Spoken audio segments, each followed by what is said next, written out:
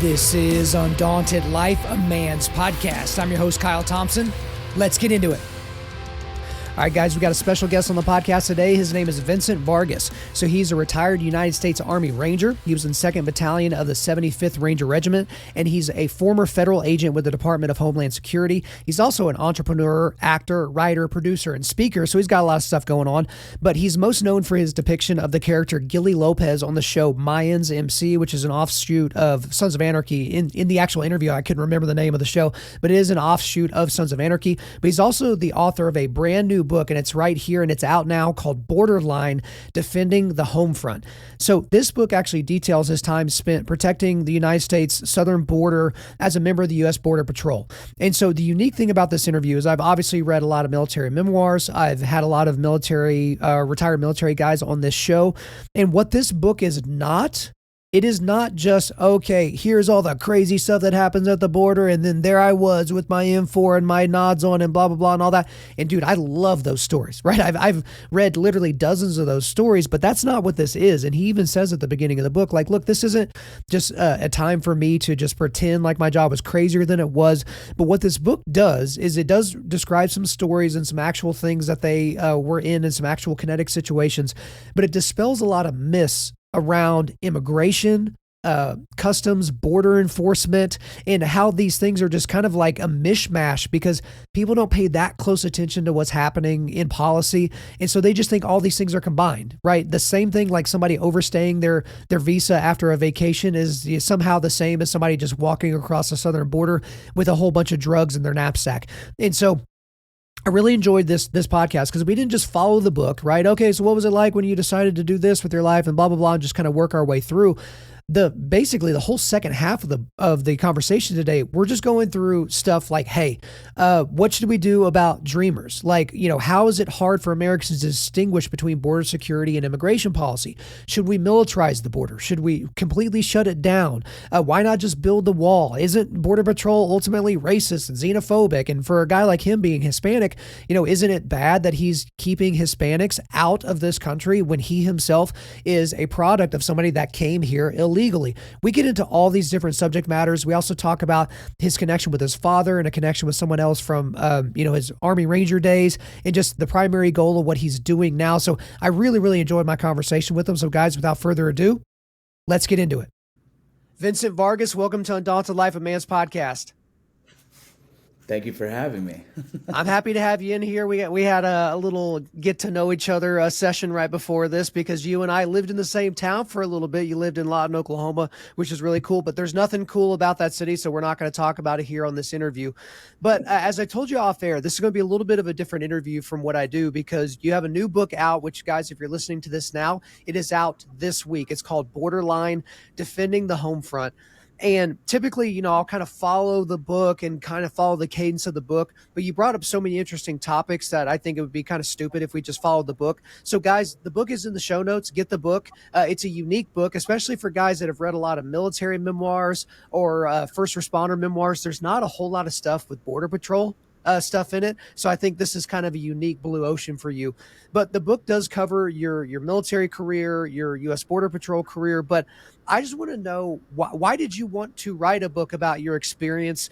How'd you get connected with Jocko? He wrote the foreword and it's being put out with Jocko Press in St. Martin's. Like, take me through that whole process because a lot of guys have done what you've done, but haven't put it down on paper.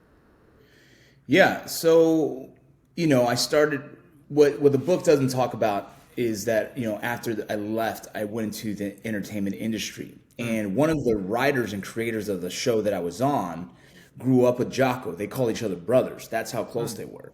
And so he goes, hey, do you know my brother? I'm like, well, who's that? And he said, Jocko. I was like, holy crap. Everyone knows Jocko in my world, right? And so I said, yeah. So at the time I had a movie premiere, a documentary that I produced coming out, and I invited Jocko to come see it, and he did. And from there, we became friends. And so as I was kind of watching what was happening on the media, I was very frustrated at the Border Patrol career field being demonized and being scrutinized and being judged and all the things I heard on the news. And I knew it was misinformation, and it was frustrating for me as someone who genuinely loved the career field. I couldn't sit back and watch it anymore. And so for about 3 years, I had to try and figure out what was the the path I was going to take into telling the story of the career, right? Was I going to make a YouTube series? What was I going to do? I knew I could do something as a creative. And I thought the best way is just to tell my career story in a way that wasn't like, look how cool I am, but let me explain the career field as best I can so that we could at least answer that question for all the people who don't understand immigration. Let me answer this small part of it, the Border Patrol career field. So now that shouldn't be in question ever again. Everything else is just a mess. But that right there, my goal was to explain what the career field of the Border Patrol was looking like. And I asked Jocko, is he interested? He read 5 chapters and said, hell yes, you got a book, you got a publisher now. Well, hey, you and also in the book in Borderline, you do a great job of defining terms because, again, even for someone like me that's well read and I'm really up on a lot of topics, there was stuff in here I was like, oh my God, I'm so stupid. I never really thought that was it. But also Jocko being based in San Diego when he was with the military and now where he lives, people don't think about that as a big crossing, right? Like Eagle Pass or something like that. But as you talk about in the book, you have this crazy tunnel system there where people are coming across the border from Mexico into San Diego because of this tunnel system. And so you really dig into all that. And we won't spend a lot of time here because we do want to cover a lot on the borderline stuff, but it's very, it used to be very unique for guys that were from the spec ops community or from law enforcement to go into kind of Hollywood or go into entertainment. It's not as unique now because there's quite a few guys that are doing it, but it's because of guys like you that are paving the way for other veterans to get in, sometimes consulting, but sometimes like, actually doing the acting. And then for you, as I understand it, you also write and you also produce, and you were on the show Mayans M.C. and that's kind of an offshoot of oh my gosh, SOA, Sons of Anarchy. What the heck? And so you have the offshoot of that. But talk to me a little bit about that transition because that's not exactly a straight line. At least it wasn't when you did it. Yeah. No, it's not. It wasn't easy. I grew up in LA, and so being around the acting community wasn't uncommon. I saw a lot of kids doing theater because their dads or their uncles or whoever was in the Hollywood scene already. And so it was always of interest to me, but baseball kind of took my priority. And so I stopped really paying attention to what I could do in the entertainment side because I didn't think it was possible. Later on, I started doing YouTube with some friends, and the YouTube series really blew up to the point where we decided to produce a movie. And that was when okay, this is what I want to do for the rest of my life. Right. I've always wanted to be in a position to be a writer. I've just wanted to be a writer my whole life. But how can I write the stories that I feel deserve to be told? And so as I was trying to figure out how to become a writer, being an actor was the first thing that fell on my lap. When we produced that movie, I enjoyed it, but then I started making more friends in the industry, and I started producing some, it was like skit comedy stuff called Dads in Parks. You can see it on YouTube. It's pretty funny stuff, right? But being in LA, filming those Dads in Parks, I was in the right place at the right time because a buddy called me and goes, hey, dude, Mayans is still auditioning for guys. And I was like, bro, I don't even know how to do that, but I'm in. Like, what do I need to do? So at the time, I already had a headshot. I already had my acting reel put together. So I had all my ducks in a row, per se. I just didn't have a representation like an agent. So I called my buddy, and he said, I know the casting director. Let me just ask if they're interested in seeing you. He sent my headshot, sent my reel, and they were just like so desperate to find somebody. They were like, he looks great. Bring him in. And so I went in the next day with my wife, and I did my audition. By chance, it's kind of like preparation meets opportunity. I showed up looking the way I do, being able to act just enough to get onto the show. And in the 5 years, I was able to go from just a guest star to a season regular as well as a writer on the show. And so I was able to just kind of grow in the space in those years and really just trying to be a good person and also good work ethic. And from there, it's just kind of continued to blow up. Well, half of it is just showing up. I was just talking to some parents the other day, and I'm like, look, if your kid shows up to the job with a smile on their face and bathed, they're so far ahead of their peers. But the same thing about what you did, it reminds me, I just heard recently about Terry Crews, who's now, mega star, but he was just kind of hanging around, and someone invited him to the set of Training Day to watch Denzel Washington, and he was like, he's my favorite. I'd love to just watch him do what he does. And there he is in a tank top, and his traps are tickling his ears, and he's so jacked. And Antoine Fuqua, who was the director, and he came up to him and he was like, hey, do you want to be in this movie? And he's like, are you kidding me? And they put him in all kinds of different scenes just because of his look and all that, and that kind of launched his career. So it's interesting that you had that. But if we go all the way back to, when you started to make the decision that, hey, you wanted to go the military route? Again, in the book, you kind of do a lot of description of what kind of led up to that decision making. But specifically, I'm always curious about guys that want to go the special operations route. So maybe they want to be a Green Beret or a Navy SEAL or, an Army Ranger or something like that, Recon Marine. But for you, what kind of helped you make that decision that, like, okay, no, I'm going Army, but I'm not just going to, go the normal route. Like, I want to be an Army Ranger and not just any Army Ranger. I want to be, 2nd Battalion of the 75th Ranger Regiment. Yeah. I wasn't even sure if I wanted to join the military, but at the time, like, my life was kind of going all over the place. I had a daughter that was born. I didn't have the money to buy her diapers or anything.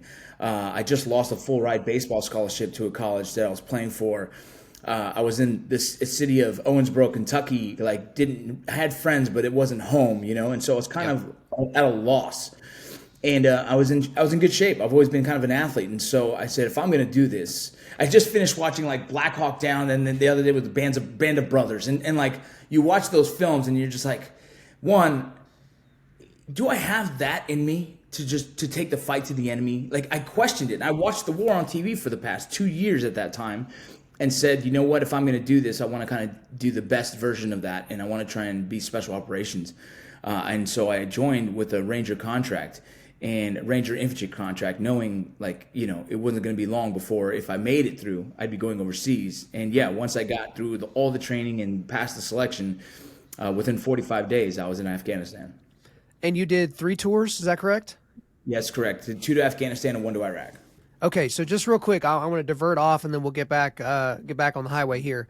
So I've talked to a lot of guys that have fought in Afghanistan. A lot of the guys were special operations, and I've gotten a lot of different viewpoints on the American pullout from Afghanistan. None of them are positive, right? They're happy with what they did in country, with the people they were able to save, the people that they were able to protect, setting up this environment where there could be human flourishing, until Joe Biden decided, hey, we're just going to pull out. Yeah, we'll leave a bunch of stuff behind. And then obviously everybody could watch the news and see what happened a couple of years ago when that all went down. But for somebody that actually was there, that had very important people to you that passed away, maybe not necessarily in Afghanistan, but in the global war on terror.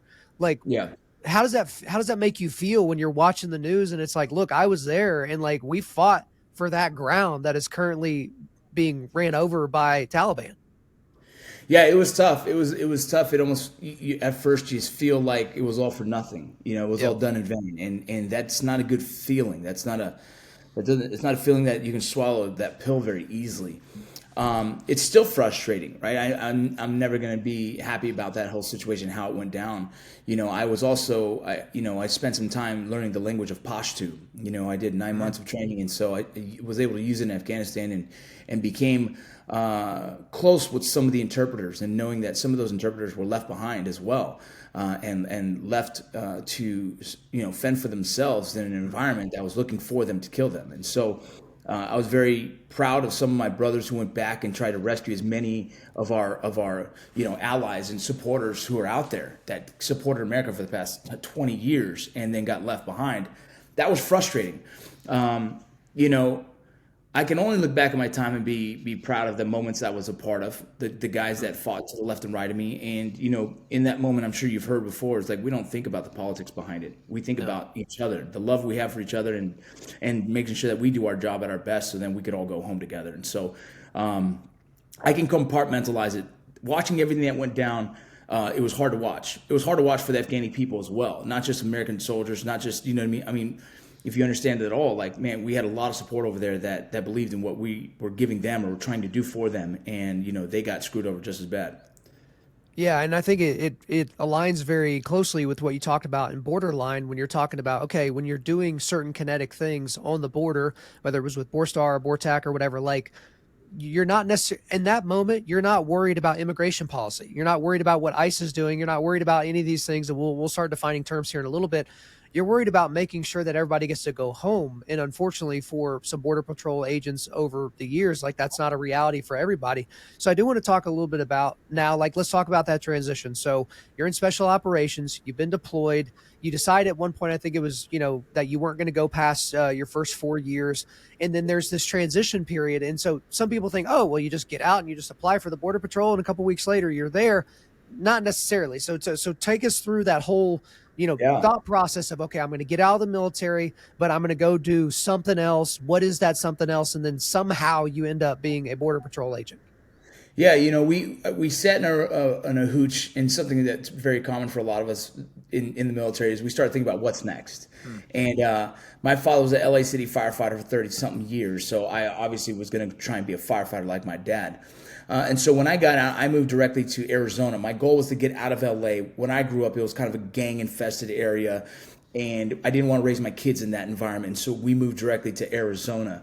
The first job I could find was a prison guard. And so as I was going through the prison guard and working there, I was going to school to be a firefighter. I was doing my Fire 1 and 2, my EMT, my Wildland Fire. I was going through all the certifications. And the Border Patrol was in the back of my mind, but I wasn't sure if I really wanted to do that or not. The following the legacy of my father was kind of more important. And so I ended up getting onto it was like a small reserve fire department, and I fought a fire. I was lead on the hose. And as I was fighting the fire, I sat there realizing, like, yeah, this isn't for me. I want to get back into running and gunning. I miss that world. I did it for so long that it was kind of second nature to me. So my goal is to get back at it. And so I applied for the Border Patrol, and it took about 2 years, a hiring process, for me to finally get there. So during that time, I was at the Border Patrol. I was a prison guard, and then I was going through some military training as well on the reserve side of things.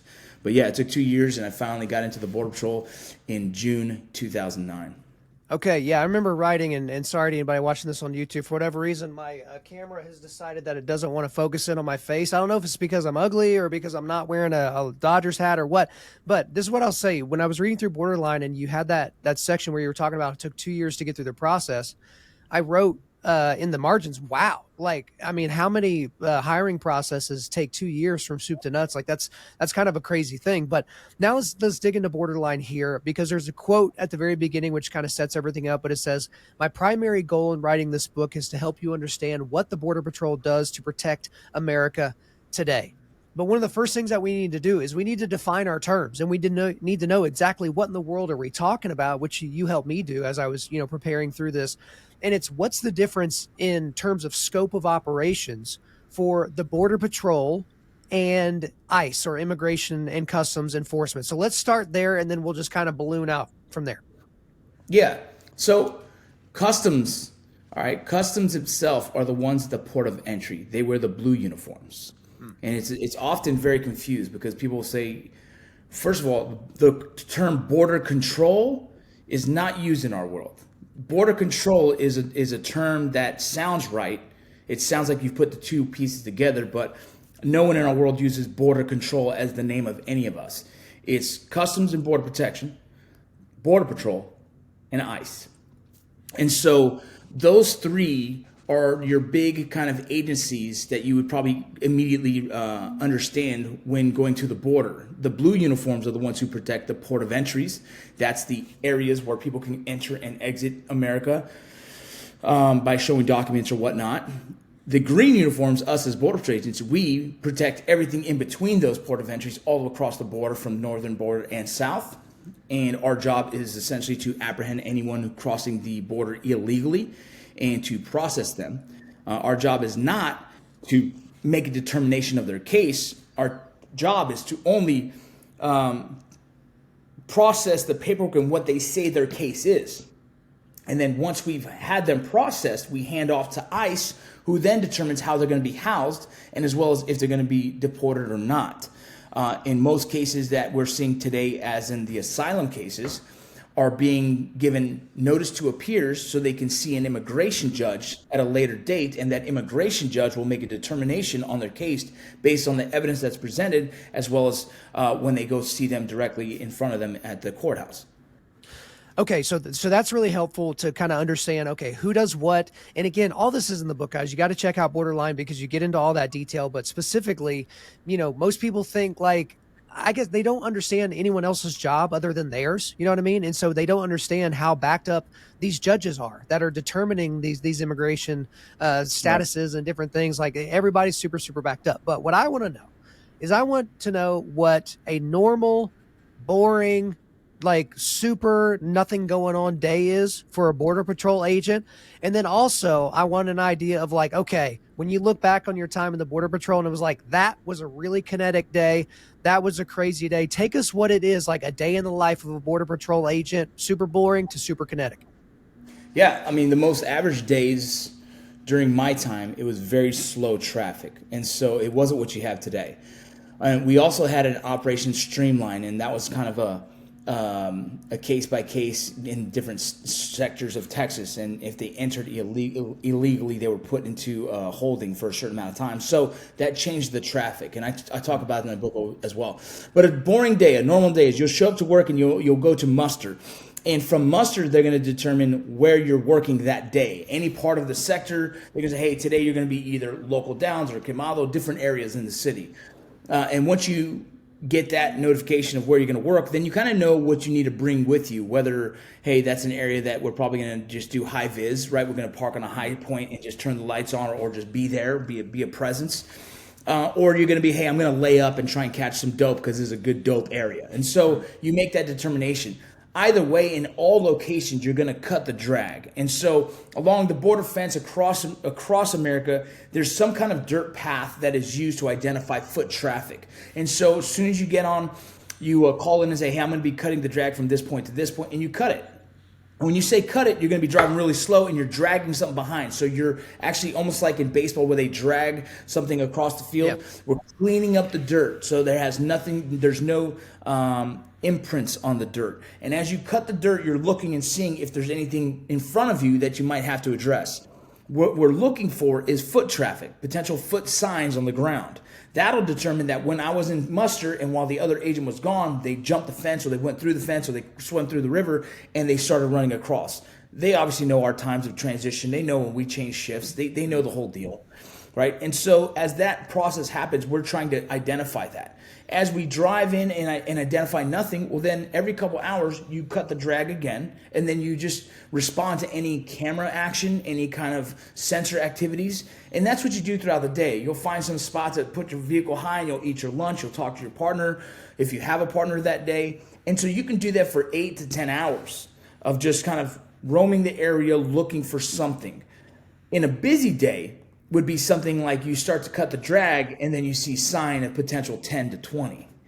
Then it's on. Then you go, hey, I got positive sign right here. It looks like 20. Here's the footprints. And so you identify which prints you see. It could be something like a Nike Shock, very familiar sole. Everyone knows what that looks like. It could be the bottom of an Adidas, looks like a running W. So they call it a running W. And so you call those out. Say, hey, I got 3 running Ws. I got a Shock. I got a flat sole, a working boot, whatever it is you want to call out. And that'll help the other agent say, okay, cool, what's the line of travel? You send them your GPS coordinates, boom, they jump ahead and they're looking for that same prints, identifiers, up ahead a couple miles.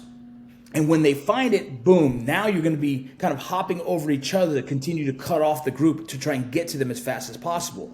Every area of operations has these identifying markers, whether it be a water tower, whether it be a light that these groups tend to travel towards. They're kind of their indicators of like, hey, this is northbound. And so we kind of know those lines of travel because they're very common for just being experienced out there. And boom, we all jump out and track them. And there's days where you can track for 20 miles. And eventually you grab the group. And then it's a very fulfilling day that you were working and cutting sign and tracking them for 20 miles to apprehend a group of potentially 15. That's a good day's work for a border patrol agent. Okay. And I think one thing that there's so many myths that you dispel in this book, which I'm appreciative for that. But I guess another myth is, okay, either Border Patrol is super not dangerous at all because y'all are super far away from the problem, or you guys are getting in kinetic gunfights literally every single day with cartel guys, and you're shooting it out with El Chapo's dudes, and it's like, okay, like, no, neither one of these things are going to be accurate. But you do have a quote in the book is, if you ask me today to describe the toughest part of being a Border Patrol agent, this was it, knowing that you may not see your kids again. Now, whenever I come up to my studio and put a microphone in front of my face, I'm not thinking to myself, man, that may have been the last time I kissed my boys, right? Because it's just not one of those things. But if you're a firefighter, or if you're a police officer, or if you're a military member, like, obviously that's part of it. But it's the same for Border Patrol. So talk to me a little bit about the actual dangers you guys face. Again, not the Hollywood version, but like the real stuff that actually goes on the ground. Yeah, we have a lot of agents who are killed by car accidents. We have a lot of agents who, there's agents who've been killed by illegal immigrants who came across with ill intent. We have agents that are dying in the fields from drownings, right? And so there's these incidents. I mean, we had several National Guard soldiers who are working on the border drown recently, and so you're in an environment that's so dynamic that changes from the flow of the water to the heat of the desert, you know what I mean, to driving your vehicles all over the place trying to apprehend individuals, and then also not knowing if these individuals are going to put up a fight. At any point in this career field, you can find yourself in the worst case scenario. Now, truth be told, that worst case scenario is few of those that happen. But I would be remiss if I didn't mention it's a possibility of what we do daily. Now, the intention of the Border Patrol is not an aggressive posture by means. It is genuinely a humanitarian mission at first. As you're coming across and you've entered illegally, I'm going to say, stop. You're obviously here illegally. We're going to bring you in for processing. Most of the time, they're just going to sit down like, oh, thank God, because I'm tired of walking 7 days. The other side of it is there's the small percentages, they put up a fight. And then that's the concern, like, what is he fighting for? Well, most of the time, the fights are from the coyotes, the people who are smuggling them, right? The bad guys carrying something illegally, or they have a criminal record, so obviously they don't want to get caught. And so there's these moments that you might not expect it to be tension, and then it does. And so it's almost like living in the environment of, like, if you get too complacent, some danger is going to rear its ugly head. And so day in and day out, we're not pulling out our pistol very often. We're not engaging with cartel like people think sometimes. I had a guy message and said, why are the Border Patrol so quick to shoot Mexicans? I'm like, what are you talking about? Yeah. For law enforcement per capita, we have the least amount of use of force scenarios. We actually get assaulted way more than any other law enforcement out there. The statistics are in the book in the back. And so it's this really interesting career field. Like, we get rocks thrown at us. What's the chance of a rock knocking you out cold, and then what? Right? We get attacked from the coyotes. The list goes on and on of how many assaults happen for our agents. And in the book I talk about how many shootings you think happen per year. I mean, it's people would imagine thousands, and it's so low. It actually proves how well trained our Border Patrol is in understanding the environments of what we're dealing with. Well, I think in the book it was 50 to 1, like you're 50 times more likely to be assaulted by someone that you're dealing with than for you to be assaulting someone else, or to be killing someone else there on the border. So yeah, obviously the idea that you're just sitting down there, welcoming everybody like, hey, come on in, versus you're sniping people that are sitting there like in the desert. Like, again, it doesn't really make a lot of sense if people actually dig into the real data. Now, another thing I think people don't really understand is that there is special operations element to the Border Patrol. So in the book, you spend a lot of time talking about this. So we'll let, some of the stuff talk, in the book for itself. But BORTAC, BORSTAR, and then if I remember correctly, I think both of those are combined now, and it's called SOG, Special Operations Group, or something like that. And so I guess just take us through like modern day, 2023, what is the special element of the Border Patrol? And I guess what exactly are they doing? What are their areas of operation? What type of training? Like, what do they actually do operations wise? Yeah, so you have the two we'll talk about is BORTAC and BORSTAR. And BORTAC and BORSTAR are separate entities, but they also work together really well. And so BORTAC is our Border Patrol tactical team, essentially the Border Patrol SWAT team. And what they do is anything you can think of on the border that it deems it necessary for that kind of kinetic job, the Border Patrol is capable of. Things like assisting on warrants for other agencies. things like search for escaped convicts. We're very known for that in the BORTAC industry, the BORTAC world. They can do anything you think of, but what I was attached to them, we did things like we gathered intel on cartel and cartel individuals that are associated with cartel, and we did our best to disrupt their system, whether it be apprehending, breaking down having any kind of intel that you can do to gather to find the patterns and disrupt them. And so we did that, things like that, and it's attached. I was the medic attached. Now, me being a medic attached to them is because my specialty was tactical medicine. But I was a BORSTAR agent first, and BORSTAR, we are the pararescue jumpers of the border. Essentially, we are search, trauma, and rescue medics who carry a rifle and are proficient with all of it. And so I've done things from swiftwater rescues to long line rescues to search and rescues for miles and miles of looking for someone who's lost in the middle of nowhere. And then as well as I've been attached to BORTAC as their primary medic, as the tactical medicine expert, and I go along with them on their missions. And so in every sector, they have an SOD team, Special Operations Detachment, everywhere. They have one. And then SOG would be kind of like the national team that can get responded anywhere in the world if need be. And so SOG is kind of the tier 1 element of the Border Patrol's Special Operations units. Okay, and you talked about in the book, you actually, I think, started by teasing it up, which made me super annoyed because I was like, he's not going to get to this until later in the book, what a jerk. But you teased up how there was 2 escaped convicts and how the Border Patrol was like in New York, like upstate New York or somewhere, like trying to track these dudes down. And people are like, what in the world is Border Patrol doing down there? Shouldn't they be on the border? So you do get into a lot of that. But now I really want to spend the rest of our time digging into a bunch of random questions that all have to do with the border in some way, shape, or form.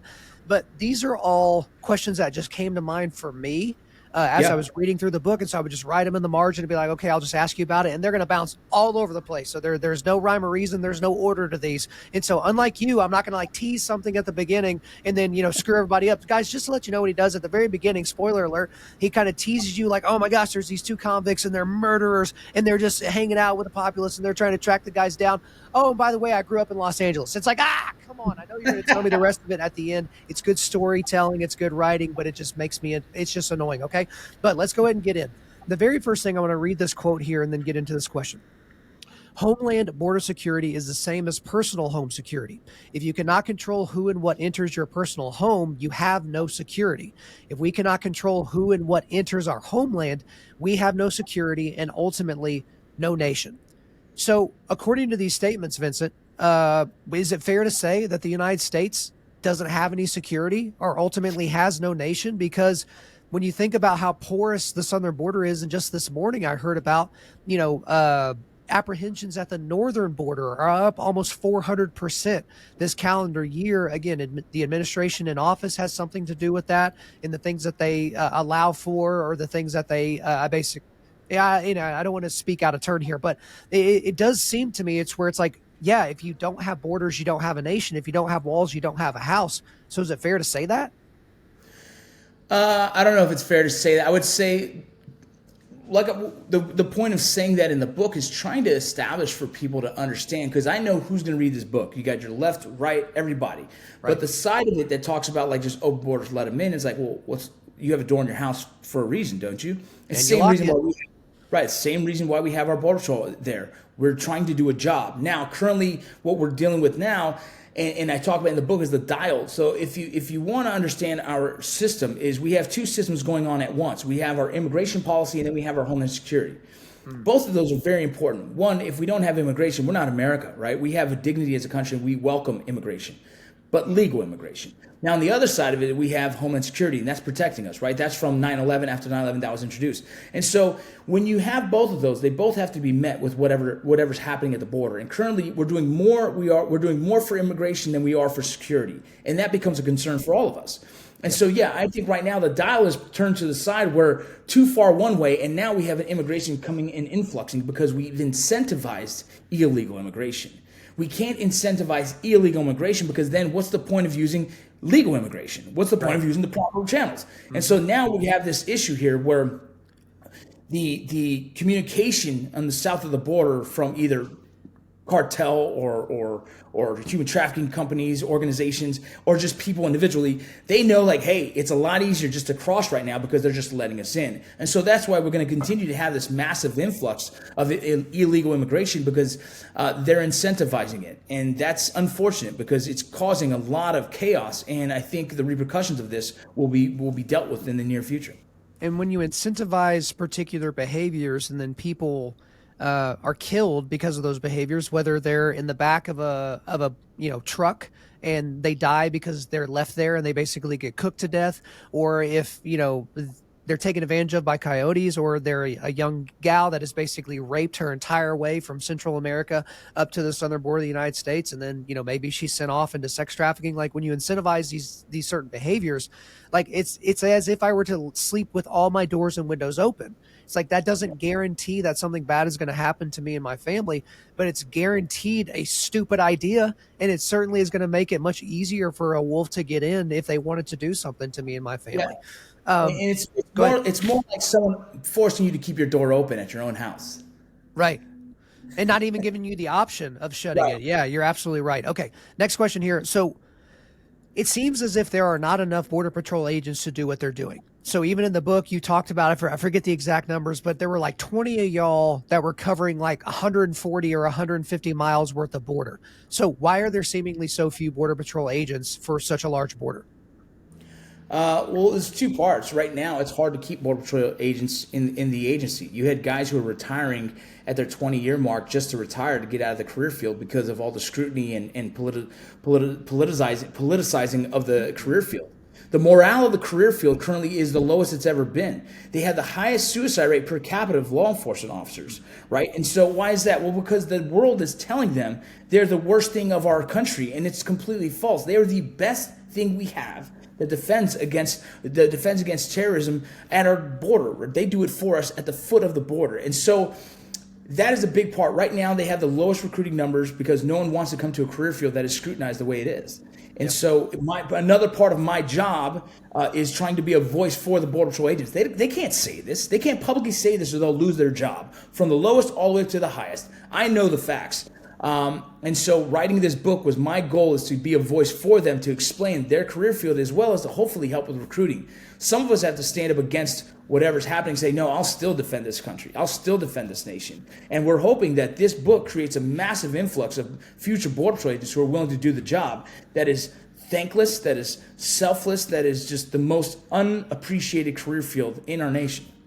When I've had conversations with law enforcement officers, just in normal everyday communities here in the U.S., and people that are going through academy, and their biggest worry is not the written test or the physical test or any of those things. It's like, what if I get into a traffic stop with someone that's a person of color and I'm a white guy and something goes sideways and I end up shooting that person? My life's over. Like my family's life is over. And so people are like, F it, I'll go drive a UPS truck. Like I'll go do anything else. And these are people that otherwise would be answering the call to protect their local communities or to protect the border. So I think it's a valuable goal that you have here. Now, Trump people are going to love this next question because it's basically, why not just build the wall? Because here's the thing, we talked about it, walls to a degree, they do work. I remember a CNN anchor was like standing at a border fence, like one of the metal border fences, and saying, you see, there's nobody over here on the other side congregating, trying to get over. And their point was opposite of the point they actually made, because it's like, because the wall works, you jerk. Like no one's trying to get over that wall because they know they can't. So I guess for me, I know there's a lot of money and there's a lot of stuff in it, and Trump has built his brand on build that wall, and then he was in office for 4 years and didn't do it. Why not just build a wall? I think, there's a misconception of the wall. There's people that don't realize there's always been a wall. You know what I mean? And the wall argument has just kind of been pulled in different directions for arguments of like political stuff. But the truth is the wall's always been there. They've been adding to it. There's areas of the border that need it, that would actually help support the Border Patrol career field, right? Because what it acts as is a deterrence, but as well as it helps funnel traffic to areas where are more manageable for agents to work, right? And so there's definite areas deep in our borders that could use a border wall that would help us funnel our traffic and be more mindful about who comes in and out. A wall won't stop everyone. There's people that'll go over it, through it, and under it, yes, but it will slow down the traffic. for some reason, there's people like on social media like, bro, I've lived here forever. There's already a wall. It's like, well, yeah, we're not talking about that one, dude. Right. We're talking about other areas that need the wall, right? And Right. it's just this very confusing thing that society wants to argue on all these things. But the truth is, I think Trump made people just say no because it was Trump, right? Because people want to just like jump all over any kind of Trump idea. But the truth is, the wall is a good idea in a lot of places. That and more technology. We need more technology to do our job better. Yeah, as long as you understand what the wall is not, because some people think you build the wall and then we're done talking about this. We can move on to like fixing roads and bridges. It's like, no, like that's one thing. It provides a deterrent, and then it, you know, pushes people towards ports of entry or more manageable places, like you said. The terrain is, you know, easier to build a wall as opposed to putting people on terrain, you know, all that kind of stuff.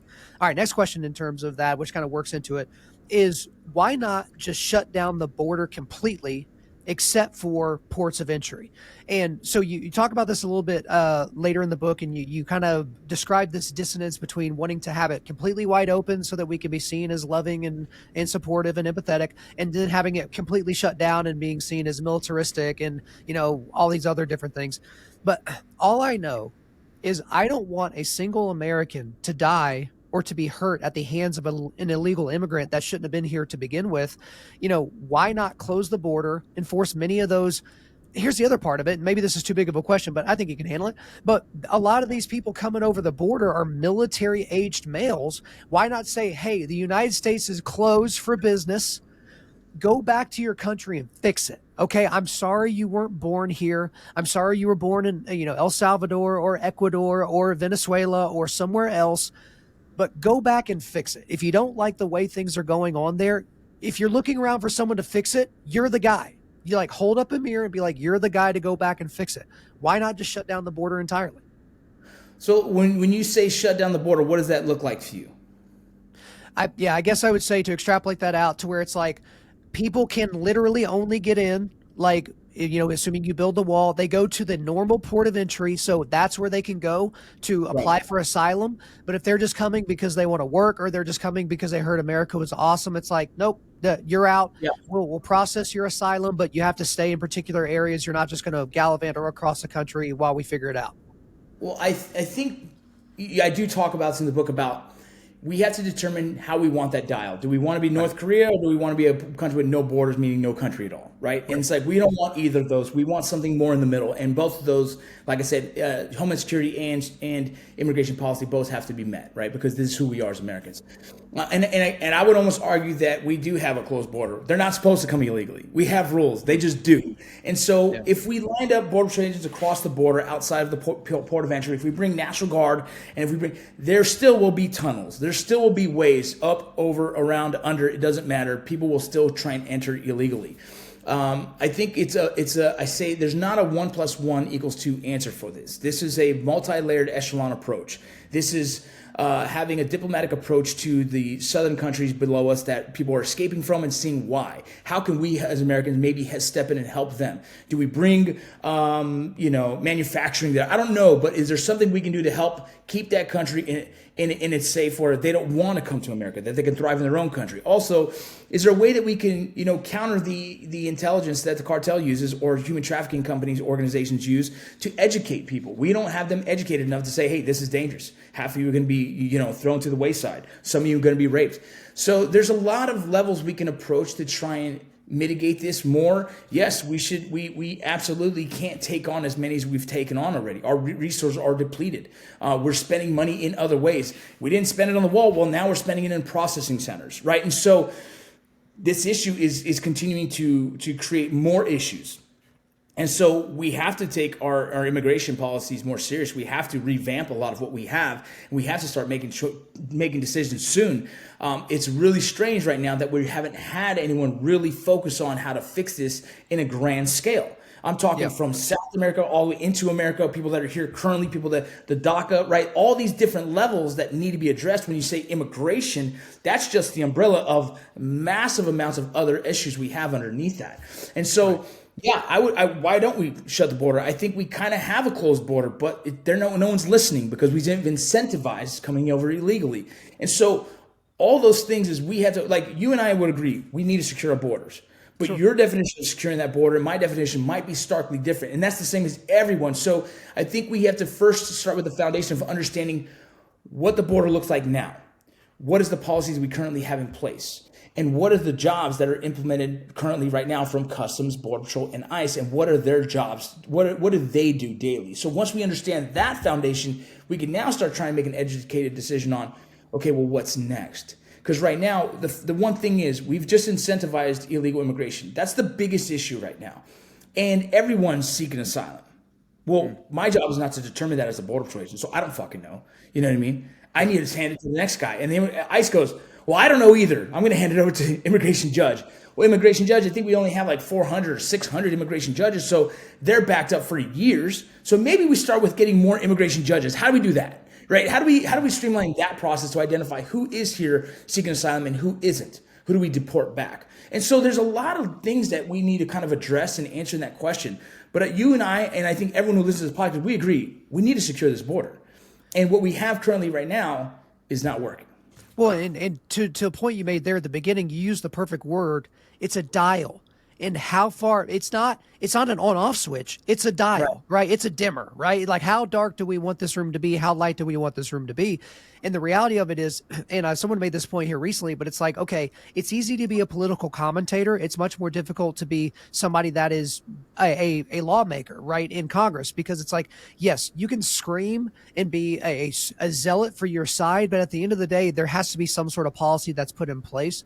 The same is true for immigration. Now, this may seem similar to the last question, but it's really not. I've heard some talk, it's not a normal talking point, about people saying we should militarize the southern border. So what they mean is, yeah, sure, have the Border Patrol, have the special operations point or groups within that, but we need Air Force, Army, Marines, Navy somehow. Like, we need everybody at the southern border, and across the entire border. We're going to build outposts, and basically, if you're coming to the border, you're immediately pushed back, not shot, and we're not shooting tank missiles at people or something like that.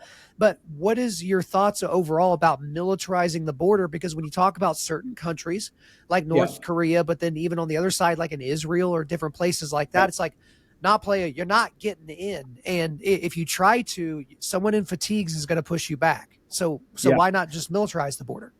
Well, the one thing you said that I think was good, was right, that most people don't, is, they have to know if we did that. I don't see the problem in that, besides the fact of there is two different postures that you're seeing here. The Border Patrol doesn't take an aggressive posture. That's not our job. Our job is humanitarian. Our job is also we rescue, we save, then we apprehend, right? And so our job is a very, very different headspace of how you engage with individuals. If you bring the military, my biggest fear is that they will engage with the intent of the aggression side of things first. So I don't have a problem with lining more people up and trying to stop the traffic. I would say we would have to integrate their thought process into how the posturing should be on the border, and it would change their ROV or use of force, how that would be done. Because too many people show up and thinking, why don't we just stick our guns out and tell them no? I was like, well, then we kind of lose the dignity of who we are as a country when we start just doing that. And so this is a very tough opinions kind of conversation here, discussion, because a lot of Americans are like, why don't we just put guns and just shoot? Like, man, that's really hard to say for someone who genuinely is a mother carrying her two kids and trying to get away from oppression, right? Like, that's hard for me as a person who has empathy, right? Who is also Hispanic, right? My grandmother came here illegally, and I did the most I could with her ideologies of being an American. And so that's where the dial has to be, and we have to choose. The light reference is great. How dark do we want to get? And I would hope that we keep the light on for our country and our ideologies and what our founding fathers believed in. This is a place of opportunity. This is a land of freedom. And we just want people to respect that and continue that. My biggest issue is people coming here to America and not wanting to continue to thrive, but as well as invest in America's ideologies. This is the land of freedom. This is a land of opportunity, and we should continue that. Well, absolutely. And again, when people make these declarations, you have to take what you're saying to its logical conclusion. And so what I would ask that person, so if someone were to say, we need to militarize the border, shoot everyone that tries to come across, I say, okay, so you have a mother holding her two kids. They're all, near death because of starvation and, thirst. And you have an 18-year-old Marine with his M4, and you're telling him, shoot them, shoot all three of them. Is that it? Like, this isn't, a crazed fundamentalist Islamist that is wearing an S vest or something like that, like Right. running at you. And if you don't shoot her as the 18-year-old Marine, your entire, group is going to die. That's not what this is. And so it's Right. like, again, where is the dial? Because I can tell you, if somebody's walking up to my front door and they look like they need help, I'm not going to shoot them. But if somebody's walking up to my front door and they got that look in their eye or any of those types of things and they get in my bubble, like, I'm at least going to think about it. I'm at least going to be prepared to do that if things were to go sideways. But you mentioned something there that you do talk about in the book, but it's everyone loves to bring race into everything because it's 2023. So why not just call everything racist? Math is racist. Snickers bars are racist somehow. Like, everything's racist. But some people would say the ultimate goal of Border Patrol, that the goal is racist and xenophobic and anti-immigrant. And then for you, you have that extra thing of, as a Hispanic man, like, you have all these people asking you, hey, bro, why are you trying to be a Border Patrol agent? Like, why are you pulling up the ladder and, letting everyone else drown? And that's the ladder that you just used to climb up. So talk about the racial elements, because if we haven't gotten in trouble at this point of the conversation, we might as well dive in with, head first. Let's go. No, I mean, what most don't understand is 60-70% of the Border Patrol themselves are Hispanic, Yep. right? It is a Hispanic heavy career field. And I asked the question to some of my friends who are first generation, and they said, like, bro, we love this country. Well, the country has given us the opportunity. Why wouldn't we not continue to defend that? And for my own personal belief system is, my grandmother came here for a reason, and she raised her kids here in America for them to continue to thrive in America. My uncles served our country. My grandfather served this country. My father served this country. Who am I to turn my back on the beliefs of my family, who gave everything from their backs to, my mother used to pick cotton. That's how far removed I am from immigration, from my mother's family being of immigrants and making the best of they could in America. It is only right for me to invest into this country that my family believes so wholeheartedly into, and to raise my kids to believe in this country in that same light. And that's what a lot of us believe in. I believe the Border Patrol is the most patriotic law enforcement agency in the nation, because day in and day out, they see what they're doing to protect this nation from the possibilities of terrorist actions, and as well as from anyone who's here to try and just take from this country and go back to their country. If you're not here to invest in this and to continue to uphold these ideologies, well, then all you are is trying to suck from the resources and leave, and I don't want that. Well, it's a brain dead argument. And, most arguments that come from people that would make those arguments are going to be brain dead arguments, but they're just like, they love univariate analysis. It's like, well, you're white and these people are brown and you don't want them here, so you're a racist. It's like, is that it? Or is it possible there are 17 other things that I'm worried about if we just open doors? Because I don't care what you look like. I do care if you assimilate. I do care if you assimilate to our way of life and our way of thinking, because, again, as my senator here in the state of Oklahoma, James Lankford, pointed out in an address to Congress last year, in the last calendar year, I think it was the first calendar year of Joe Biden's presidency, they apprehended at the border at least one person from every single country in the world. That includes North Korea and China and Iran and Eritrea and Sudan and Mali, everybody. Like, every single country had somebody represented there. And to say that all of those countries believe the same things that Americans do about human flourishing and about rights and justice and freedom would be foolish and absolutely antithetical to any understanding of history or anything else. Now, I don't think we really got into as much trouble as I was hoping for, because that was a very diplomatic answer. So screw you, Vincent. We're going to go into a little bit farther. We're going to go a little bit farther here, because you brought up DACA earlier. So that's the Dreamers. I never remember what that means, but it's the Dreamers. These are people, that were brought here typically as children. It was their parents or their grandparents that came here illegally, and now they're here. And so I think I've heard a lot of arguments about, hey, we should work to deport every single person that is in the United States illegally, whether they've overstayed their visa or whether they came across the border, whatever. Like, we need to work to get all those people out of the country. Now, specifically on DACA, here's my example. So let's say my dad, he was down on his luck and he decided that he wanted to go rob a bank. So he's successful. He gets the bank manager in there. He gets, $150,000 from the vault and he escapes. And then he says, hey, Kyle, I love you. You're my son. I want to make sure that you can provide for your family and all that. I have $150,000 I'd like to give you. And I have no idea where that money came from. And I'm like, Dad, this is awesome. We're not going to tell the IRS. We're just going to put this in the bank, or I'm just going to bury it in the backyard. This is great. Then my dad gets arrested. They found out that he robbed the bank. Do I get to keep that $150,000 because I didn't know where it came from, or because, he had good intentions when he gave it to me? That's a small, somewhat silly example, but that's ultimately what we're talking about with dreamers, because it's like, did they do anything wrong? No. Are they innocent of any and all crimes? Absolutely. But do they get the fruits, of the poisonous tree, as it were? Does that make sense? Right. Yeah, no, it does. And I'll say this: I am a border patrol career field subject matter expert, not immigration, but I'm so involved in it, right? Right. I think Vivek in the last political debate, he said something that I've never thought of, and I thought was very interesting about the DACA, about they should not be allowed to bring their child across, give birth, and then now they have soil of right to be a citizen. I thought oh shit, I've never thought of that, but he's kind of right. You know what I mean? Like that's completely makes sense to me. And I think that started a deeper conversation that we're here now. It is hard for me to say, let's deport a kid who's been here for 18 years, had no idea he was an illegal immigrant, and then you send him to a country he doesn't even know either. It's hard. It's the dial. How do you do that? How do you do that in a way where you feel like that's a humanitarian decision? I think there's a time where we have to do some kind of pardoning of those individuals, and it has to be a stop. All right, from this point forward, this doesn't fly anymore, right? There has to be a change in this. At one point, there has to. Sorry, this is the cutoff line for that. It doesn't happen anymore. But I've been there. I've been there where I've worked on a guy who came across illegally. We apprehend him. I'm rolling his fingerprints, and he starts speaking English. And I said, "Bro," he goes, "Dude, I found out I was here illegally. I didn't know if I should come back. I came across. I was like, I don't even know what to say now. Now you're screwed because you did it this way, and I caught you."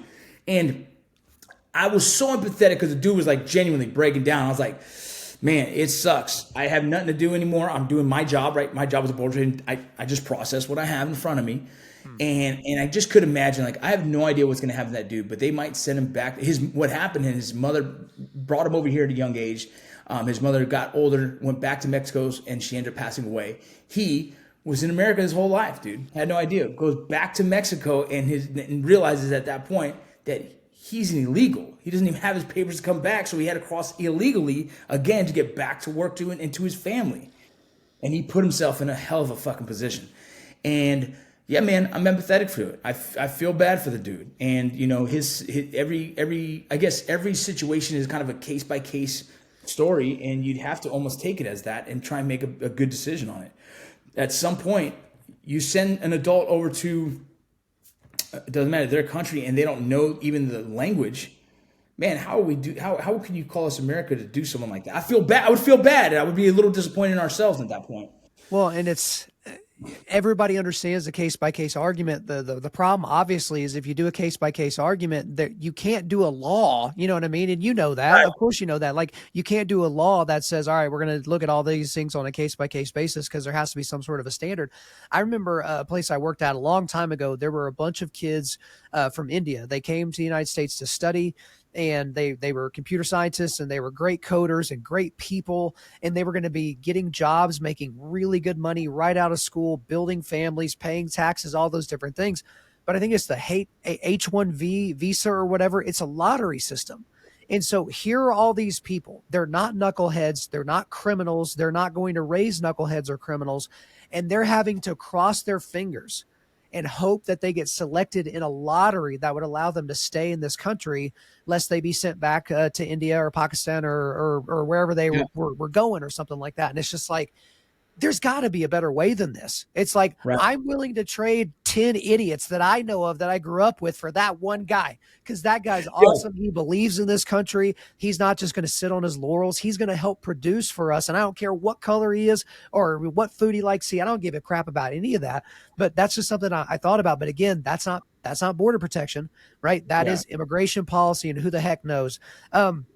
One thing I did want to ask about as well, because maybe you saw this, maybe you didn't address it in the book really, but the corruption of particular border patrol agents. You did talk about in the book how in different border towns there would be just normal, regular old people that were all of a sudden drug mules, and they Yeah. just were like, hey, they needed some money to get by.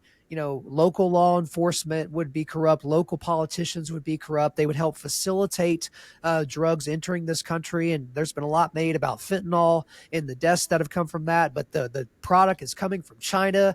They're making it in Mexico, and then they're muling it across the border. But there's got to be dirty agents, border patrol agents. So it's like, how do you identify that? What the heck do you even do? Like, Yeah. because this isn't like a $20 handshake to get into a club. This is like, you're helping mule stuff that's going to kill Americans while having the job that says border patrol across your vest, Yeah, yeah, no, there's obviously, I think there's a website that highlights every border patrol agent or customs agent who was caught doing the wrong thing.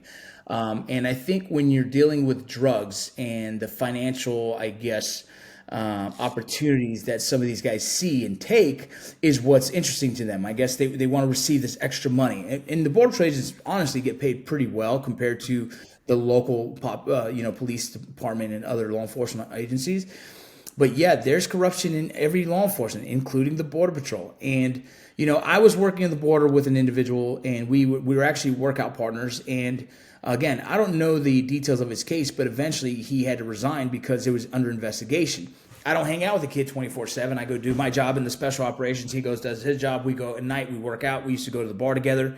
He started dating a certain individual that we knew had a connection to her past, which was a guy she dated was a cartel member.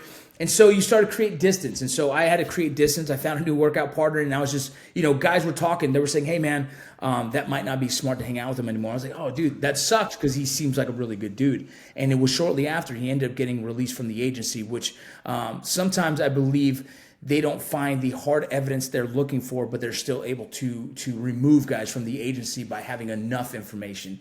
And I think someone obviously just told on him, whatever it was. But I never saw anything. I think I hung out with the dude a lot. I worked out with the guy and never put two and two together because I was so involved in my world. So it's very easy to miss things like that. And I feel like I'm a very in-tune individual.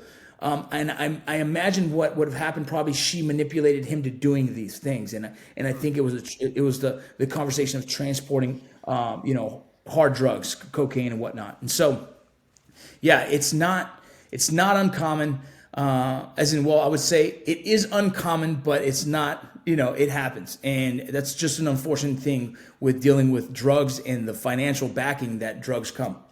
They come with drugs. And anywhere that you work, you're going to have people like that. Like, there are people that are wearing the badge and they're going to help mule. And there's people at your office building that steal pencils. And so it's like there's always somebody that is like doing something they shouldn't be doing, because we're all fallen, sinful human beings. And, sometimes we make decisions in our best interest, which are not moral or righteous.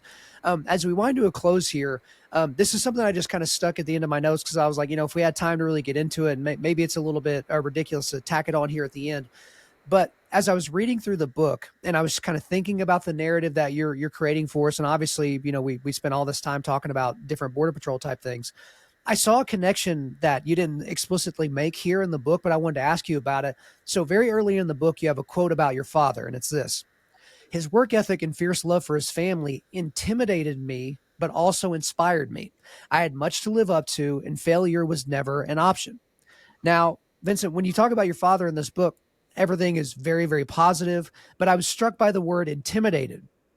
And it reminded me of when you described Staff Sergeant Ricardo Barraza, because this is a guy, and again, you can read it in the book and you got YouTube videos out there, but Ricardo Barraza was basically like the model Ranger. right? Yeah. And this was a guy that you really looked up to, and y'all competed for a while. And you talked about the thing after that, like pickup football game, and kind of what he said to you. And I'll leave that for people that are going to pick up and read the book, but how that was like a turning point for you.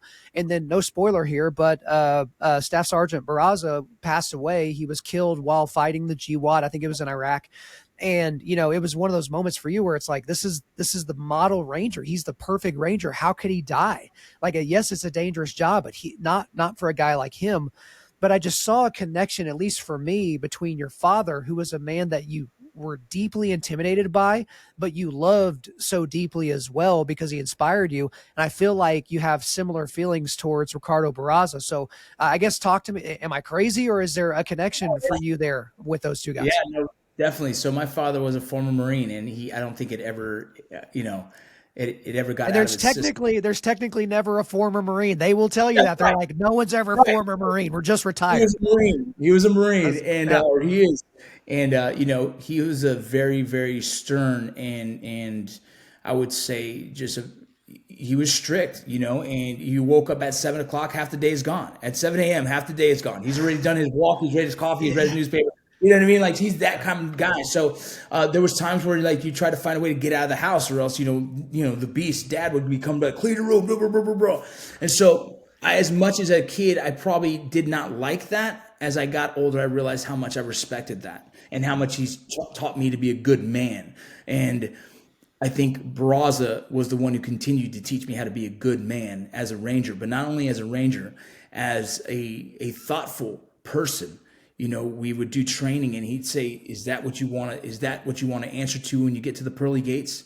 Like, how do you engage someone overseas, and then you're going to have to speak on that when you see God, right?" And those things were just grounding for me that I continue to hold dear in my heart. And so, yeah, Sergeant Barraza, I look up to him like another father to me. And what I don't mention a lot. My focus was to give the Border Patrol all the glory I could. But he was younger than me. And so to be a man who looked up to a man who was younger than him, it was humbling for me. And when I lost him, I was very fortunate to have my father with me at the time when we laid him to rest. And it brought me and my father even closer. Those are two important men in my life. And I was able to share one of the hardest days of my life with my father, being there for me, supporting me. And so I love my father. He was a hard dude. He still is a hard dude. But when I get to see his heart, man, it's just been beautiful. When I think that is a good message that I'm sure you would co-sign for the fathers out there that have sons that have maybe been influenced by our feminist culture, which says, hey, don't be too hard on the boys, and don't try to make things more difficult on them. Don't try to instill discipline. Like, give them more space, give them more whatever. Men need struggle. Right? Like this idea that we're just going to retire and sit on the beach someday. Like, yeah, that's good. Like, as Jordan Peterson's pointing out, yeah, that's good for like 2 weeks. And then what are you going to do? Are you just going to drink more pina coladas? We need struggle. We need difficult things that we do, whether that's jujitsu or hunting or working out or, whatever thing that we're doing, or writing a book or whatever that thing is that's going to tax us. It's the strong men in your life that are showing the other men, hey, there's a standard here, and I'm the standard bearer, and I'm going to show you and remind you of what it is that you have signed up to live up to as a member of this household, or as a member of this unit, or as a member of this whatever. That's a good thing for all of us to do. So that's just a good reminder for everybody. So I guess last question of the day that I got for you, Vincent, is, do I know you well enough now to not call you Vincent anymore? Can I just call you Rocco from here on out? Can we do that? Yep, absolutely. All right. Well, that's all for me. Is there anything else you want to get off your chest? No, that's it. Thank you so much for the interview. I really appreciate it. All right, Rocco Vargas, thank you for coming on Undaunted.Life, a man's podcast. Yeah, thank you. There you go, guys. Hope you enjoyed my time with Rocco Vargas. But before we let you go, we are going to do a quick resilience boost. Our mission at Undaunted.Life is equipping men to push back darkness with content that forges spiritual, mental, and physical resilience. So the link I've got for you today is I got a link to the book Borderline, Defending the Homefront. Guys, go and pick it up and check it out. Thank you guys so much for listening to this episode. Wherever you're listening to this, please subscribe, rate, and leave us a positive 5-star review. If you want me to come speak live at your event or on your podcast, just shoot me an email to info@undaunted.life. That's info@undaunted.life. Follow us on Instagram and like us on Facebook, and check out our website for everything else, including how to donate to keep more content like this coming your way. Just go to www.undaunted.life. And also, we want to thank the band Holy Name for allowing us to use their music for our content. The music on this podcast is their song Perpetua, which is off their self-titled debut album on Face Down Records. The links are in the description. I'm your host, Kyle Thompson. Remember, keep pushing back darkness, keep forging spiritual, mental, and physical resilience, keep seeking the Lion of Judah.